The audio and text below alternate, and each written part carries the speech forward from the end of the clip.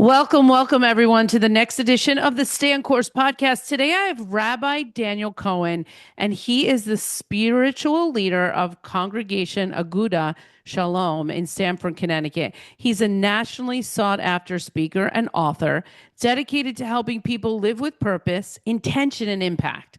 Through his writing, teaching, and book, What Will They Say About You When You're Gone? He inspires audiences of all backgrounds to design their life around meaning, legacy, and becoming the best version of themselves. Welcome, Rabbi Daniel, to the Stay on Course podcast. Thank you very much. It's an honor to be here with you. Thank you so much. And today we're going to be talking about staying on course before it's too late, living with purpose today so you are remembered tomorrow. I'm super excited for this conversation. But before we get started, I ask all of my guests, what is your favorite food? My wife's chocolate chip cookies. They're Oh, very good. I mean, okay. just the flavoring, the texture, the smell. It's like all good. And it makes sense because the first word I ever said in my life was cookie. So did you know that? That's what I heard from my mom. I was the oldest, so they recorded everything. I love Uh, that. yeah, so my first word was cookie. My favorite food is my wife's chocolate chip cookies. It's great. And you know what I love? That there is a whole story behind it and there's the smell. So now you get the taste and the smell, which is like next level. It just makes the whole house smell so good when you cook, when you bake cookies. Thank you so much for that. Tell us a little bit about what you're busy working on right now. So I'm always in the mode of self-reflection, which is really important in terms of my own, growth. And, I would say my whole, raison d'etre, in life is to try to, help people not live from crisis to crisis. And life is a highlight film. There's no atheist in a foxhole. We all have these moments when, God forbid, somebody gets sick or there's some life event that we take stock, but really a great life is one in which we can lead a life with the highest intentionality, tap into the highest frequency of living on a consistent basis. So after I wrote my book, What Will They Say About You When You're Gone? Creating a Life of Legacy, I developed something called the Legacy Academy, which is an Hmm. online 10-month platform and journey that I work with cohorts of people, about 5 or 10 at a time, to help them through a 10-month process of actually really internalizing the principles in the book through worksheets, through videos, through cohort conversations, and one-on-one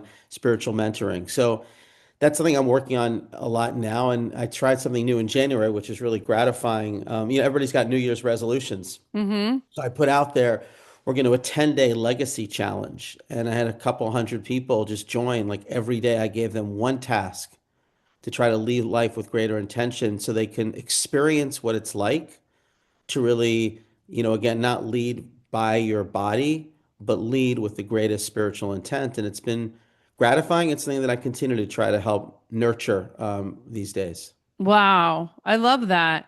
And today we're going to talk a little bit about living with purpose so you remember tomorrow and the ingredients for success. Where do you want to start this conversation today?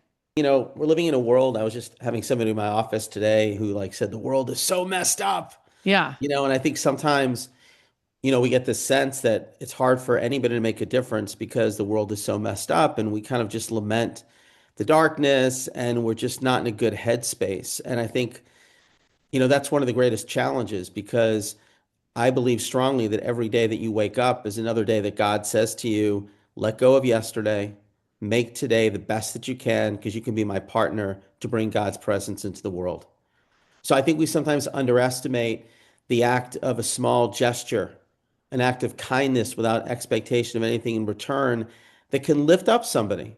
It may only take a few minutes of our time, but it really may change their day and it actually will uplift us. So I think in my mind, I've found that that is one of the fastest ways to help a person feel better about themselves Yeah. and really make a difference in the world.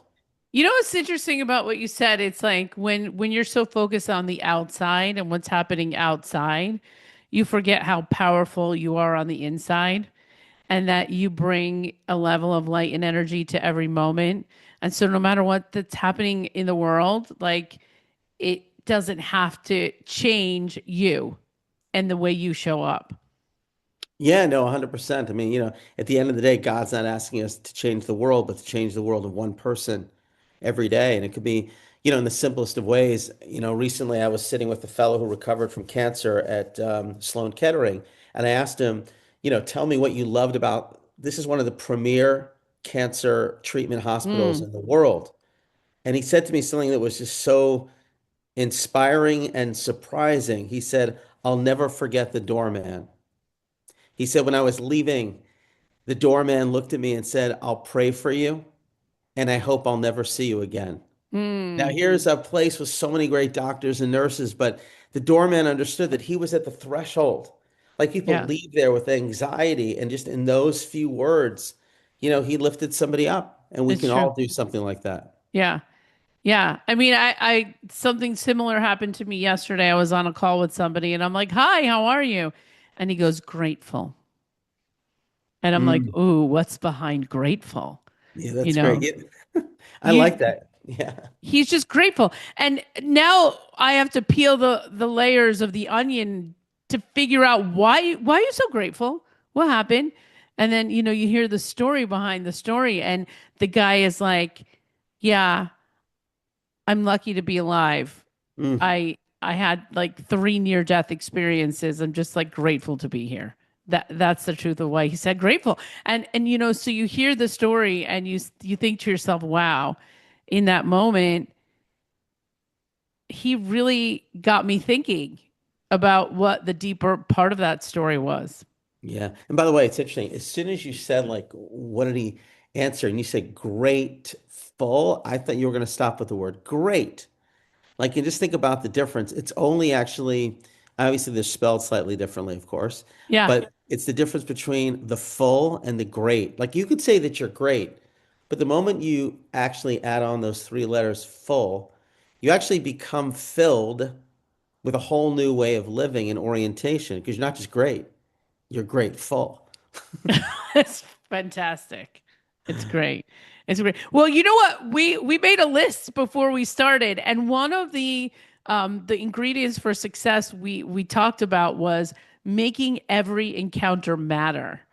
And so, just like this man said, grateful, and your guy, the doorman, it's in these small encounters every day that we don't even think about. Yeah.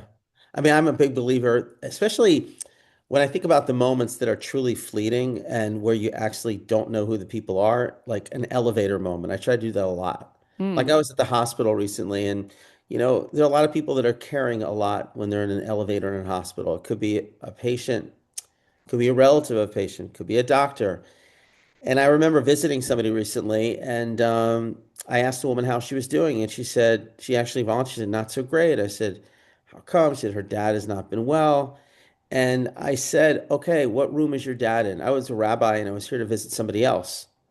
But I said to her, she's not Jewish. I said, whatever. She said to me, "I'm not Jewish," because she saw I had my little, uh-huh. yarmulke on. I said, "No, we're all created in God's image." I said, "How about if I come over and say a prayer with your dad?" And I did. And it's very meaningful. Like that's like one of those moments when you can choose to engage or not engage. That moment will never happen again. And if you open up your heart, people will open up their hearts. And again, just in a moment of a few minutes, maybe you could lift somebody up. So Yeah. the opportunities are all over the place. And the thing is we are more alike than different. 100%. Yep. For We sure. I really mean, are. there's so And much more that unites us than divides us. so much more. And I think that, you know, I don't want to get religious on us here, Rabbi, but maybe I should. But I come from different types of background. I tell everybody the story. My mom is Jewish. My dad was Catholic. I grew up confused. Like I didn't know what to do. I celebrated Christmas. I celebrated Hanukkah. I come from, a background of Holocaust survivors and my on my father's side, these war starving people, but at the end of the day, we're more alike than different. And I think that's the main thing in any encounter that we have with somebody can make a difference in their world, especially when we think about leaving a legacy. You don't know what that one interaction is going to do to change someone's life. Yeah, I mean, and I think part of it also is just I'll tell you a story that that both again haunts me but is inspiring.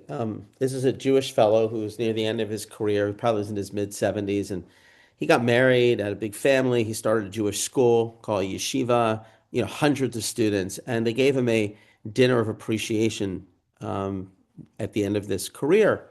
And he said, "I want to share something which I've never really shared before." He said, "I'm a survivor of the Holocaust." And he said near the end of the war, they would put people on these marches. They're called death marches. Just basically, they'd walk them and walk them and walk them.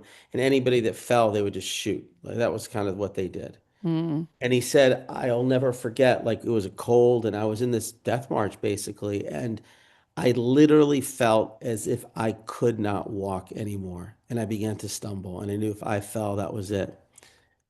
He said, the guy behind me, who was a friend, said to me, "Get up, get up."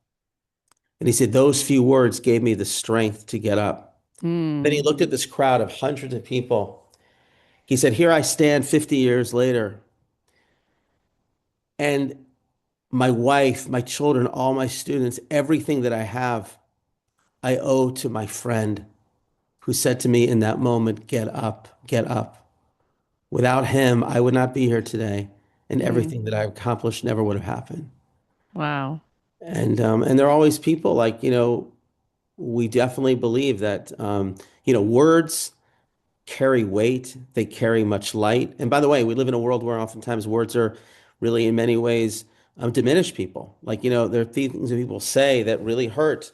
But I think that, for me, I do think about the power of a word, a text, an email, a Mm. smile, those little gestures in a world that many times seems anonymous and hopeless.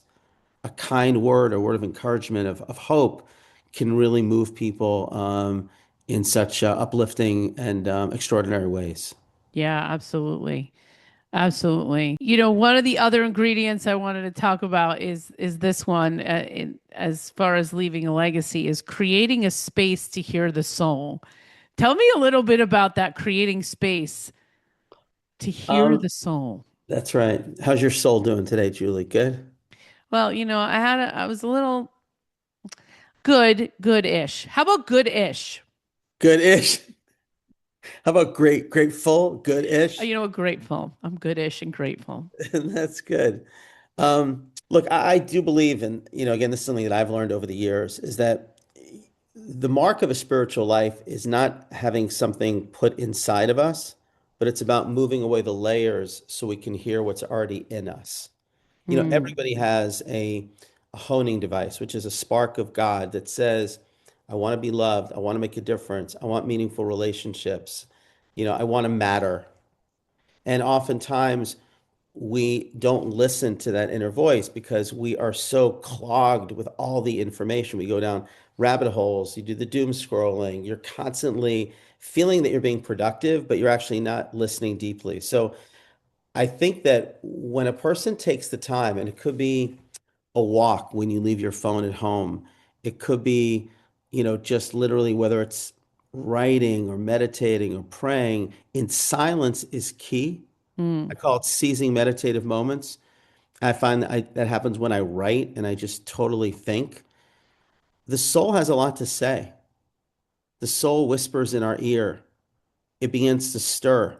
And and then we begin to really listen to a voice that maybe we haven't listened to in a while that's saying, you know what, there's somebody that maybe you should call and maybe we should reprioritize what we do. So I think the more often that we do that, the richer our lives will be in a spiritual way. For many people, for me, the Sabbath is a great way to do that because like for 25 hours, I'm not using technology. I'm not on my phone. The phone has gotten really very it crowds things out. And you don't have to be Jewish to do it, but the notion of really turning off the outside world so we can turn on the inner world as often as we mm, can. And maybe it's 5, 10 minutes in the morning or in the middle of the day and in the evening. It helps us align our bodies with our souls so that it's not, again, our bodies driving our souls, but it's our souls driving our bodies. mm. It's really good. It's a really good advice. And, when you said that, the first thing I thought about was I don't know what I was listening to, but it's somebody who basically, you know, talks to people at the end of their life. And the questions or the statements they're thinking about is, did I live? Did I love? Did I matter? Mm, Did I live? Did I love? Did I matter? Those are the real questions that we face as we get towards the end of our life. Like nothing else really matters. You're not thinking about all the money that you acquired. You're not no, thinking about all that stuff. You're just saying, did my life mean something? Did I love the people that I needed to love? Did I leave something behind that mattered? Did I leave a part of myself to the next generation that matters? So, when I was telling you about my father's book, that when he was just about to die, he basically said to me, Julie, it's time now. It's time that you take over. He put me in as the patriarch of our family. There's always someone who kind of like takes on the lead. And I'm like, Dad, not me. Is there someone else? And he's like, no, there's nobody. You are the mhm. one. So, you know, in that moment, it's like, oh my gosh, I needed to make sure that everything my father had imparted to me, I remembered. And then, like, the lessons of legacy started to come up, as he left me the life story and all of these things. But you find out these things when it's the end of something. And so I hope, and I think what you're doing is you're encouraging people to think about Now, this now, right? now, Well, let's yeah, think yeah, about this now because, 2 weeks before you're about to die is too late, I think. I mean, not that yeah. you can't do it, but like legacy We is don't know how now. long we're going to live, and every Yeah. day, according to the mysticism, Jewish mysticism, it says every day we get an unpolished diamond. And then when we go to sleep at night, God really asks us, how much of that light that I planted in that diamond did you radiate? Did you polish that diamond? And the diamond goes back at the end of the day, and then you get a new diamond. So I think it's important to live life not in years, not in months, not in not in days, but live it in hours, And the more that we look at life, I think in that micro way, in moments, look, every moment isn't going to be worthy of future memory. But the way that we try, at least, to do that is a way that we'll find that we will be able to, in many ways, lead a life that is, one in which we're not just letting the time pass, but making the time count as often as we can. Okay, I'm going to ask you a really hard question. Go ahead. If you could state your legacy in one sentence, what would you say that is? Wow. My legacy? I mean, I think about did my best to light the world around me. I mean, I think about it. Like, I really am mindful of just trying to elevate moments, elevate people, and elevate and create a portal for heaven on earth. That's deep. I love Well, that. that's deep. I mean, Rabbi Jonathan Sachs used that turn of that phraseology, but I love it. Create a heaven on earth. Did my best to try to create heaven on earth. Oh, wow. I love that. That's fantastic. That's really fantastic.